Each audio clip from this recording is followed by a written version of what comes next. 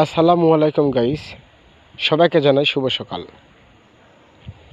এই যে দিঘিটা দেখতেছেন, এটা হচ্ছে আদমদিঘি থানা, শাওইল বাজার, দেলিঞ্জো দিঘির পার।